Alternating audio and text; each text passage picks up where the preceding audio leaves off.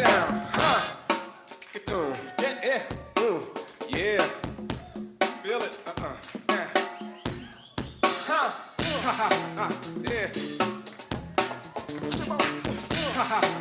Yeah. Yeah.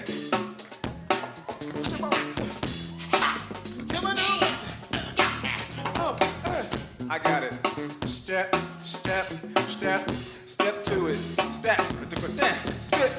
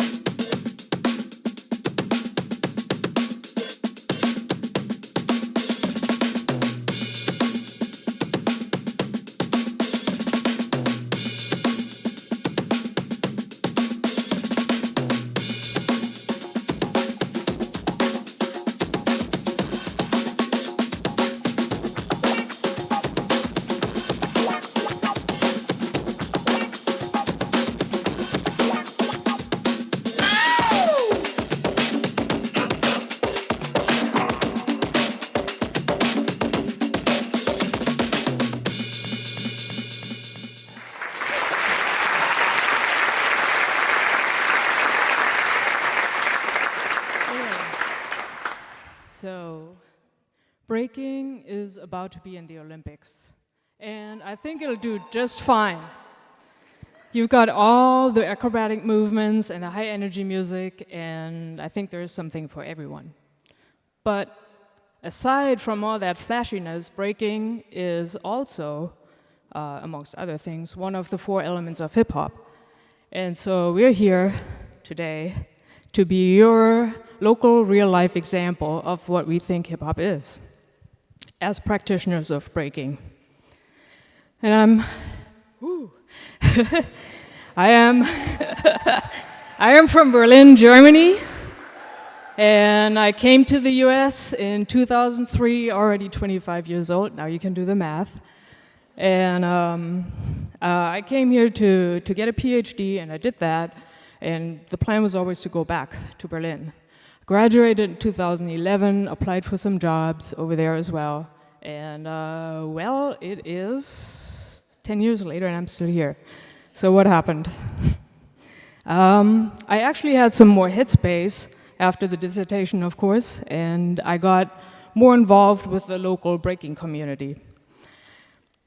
And in breaking, the main outlet is the cipher.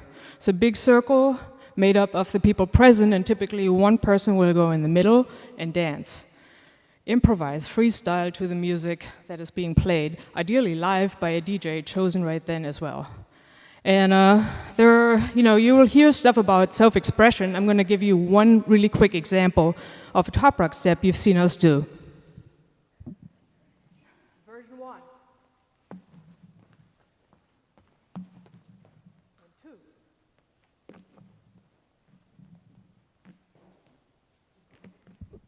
So depending on how you feel that day, you can pick your version. And you can do that with all of the moves. So there is a whole lot to do, whole lot to combine, a lot of expressions. And on a really good day, if you're really into the music, you might end up in a situation where your body just dances for you, and your mind takes a break.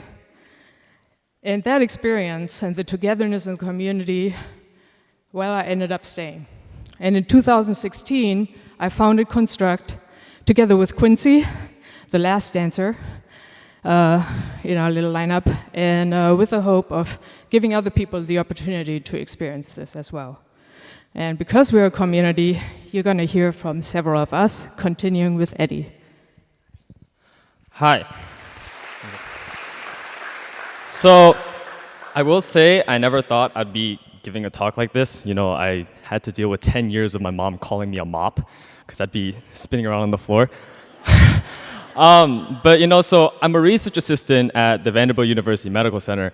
And for me, breaking has shaped my perspectives on community and medicine, showing me that culture and circumstance not only influences how someone chooses to express themselves, but it also shapes their needs as a patient.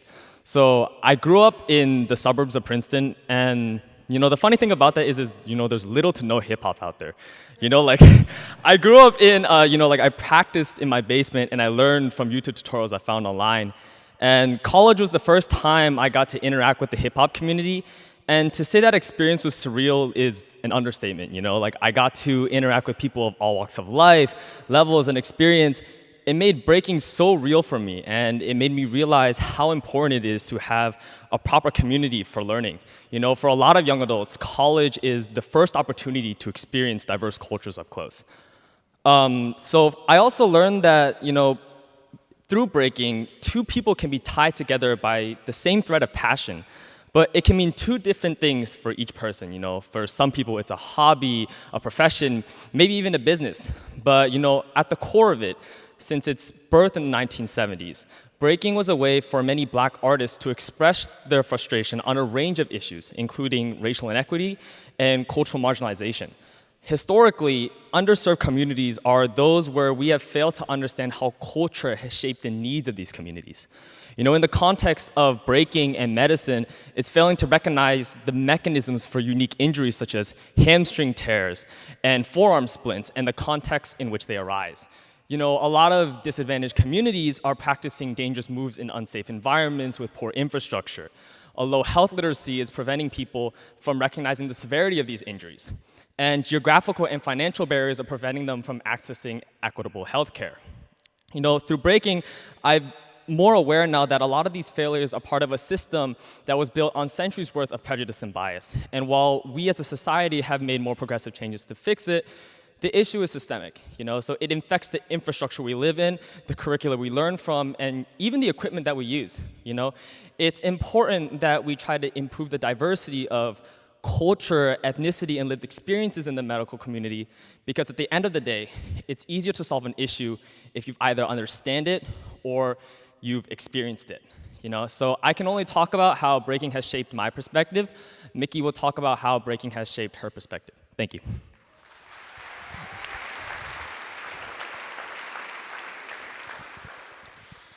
So I started breaking when I was just a middle schooler back in China.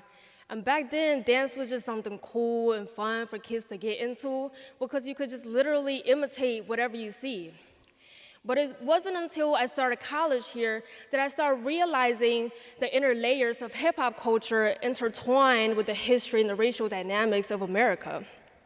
So with the major in landscape architecture, I took a deeper dive in how hip-hop was born through the lenses of design and planning. So let's talk about the Cross Bronx Expressway. As the first expressway built through a crowded environment in America, it was planned to be connected to 7 other freeways, cross 113 streets, 6 subway lines, and 3 rail lines. But for the people in the Bronx, just like a domino effect, massive construction caused a lot of family displacement. And with a majority of the residents being just renters, a lot of people were left no choice but move into abandoned buildings. On top of that, Years of the construction debris, noises, and other pollutions ultimately create a very unbearable living environment, which not only took a toll on many people's physical health, but also their mental health. And hip hop was just something that was born out of the devastation of the community as a symbol for hope, positivity, and resilience for the Black and brown kids in the Bronx. And more importantly, it served as a safe outlet for many people to express their dreams and struggles. Well, in a designer's eyes, hip hop essentially was a product of bad urban planning and environmental racism, which was such a powerful awakening for me because it made me realize just how serious of an impact a design and planning decision could make. While similar stories didn't just happen in the Bronx, whether they've birthed a culture or not, as a matter of fact, if you look around in almost every single city in America, including Nashville, marginalized communities have always been impacted negatively by city developments and excluded from the decision-making process. So, because of hip hop, I'm standing here today as an advocate and a youth mentor. I wish to help more kids, well, especially kids of color, to find their voices and raise more awareness on design equity.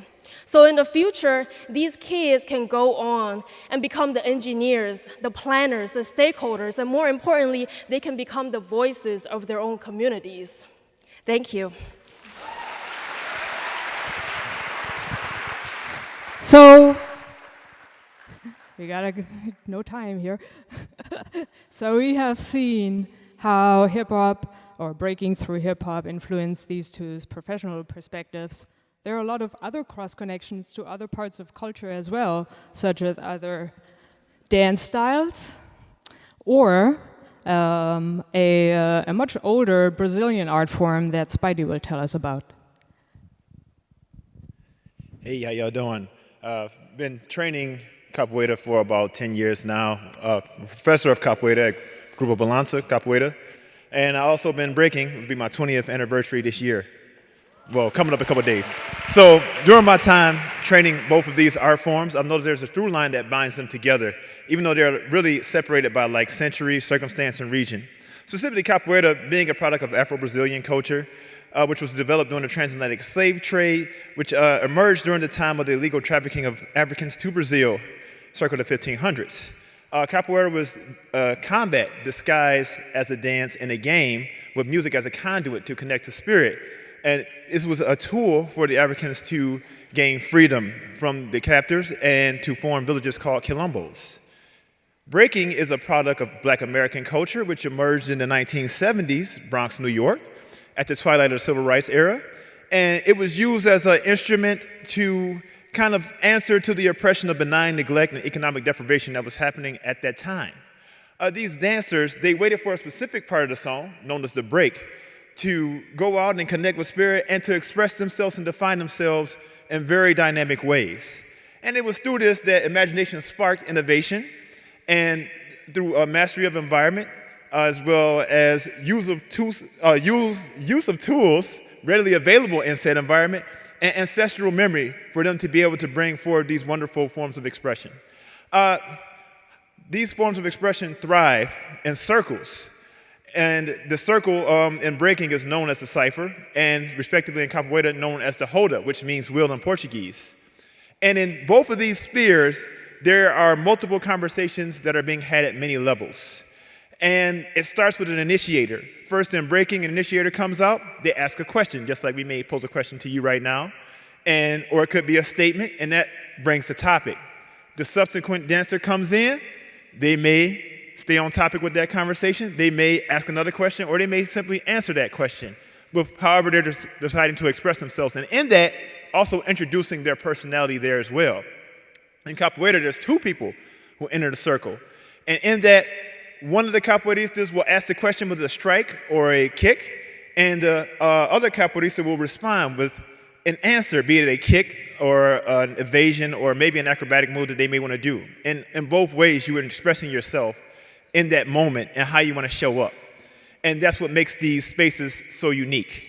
It allows each practitioner to show up in their own unique, authentic way. Yes.